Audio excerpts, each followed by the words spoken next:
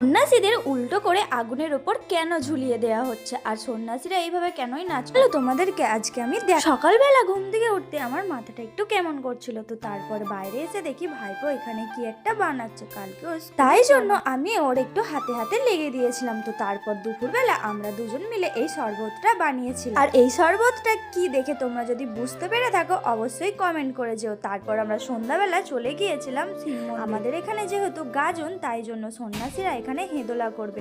তো উপর দিকে পা করে নিচের দিকে মাথা করে নিচে আগুন জ্বলছিল, তো এটাকে তো আমাদের এখানে হেদোলা বলা হয়। তো তোমাদের ওখানে কি বলে অবশ্যই কমেন্ট করে। তারপর এখানে হচ্ছিল সেই নাচ, মানে সন্ন্যাসীদের নাচ।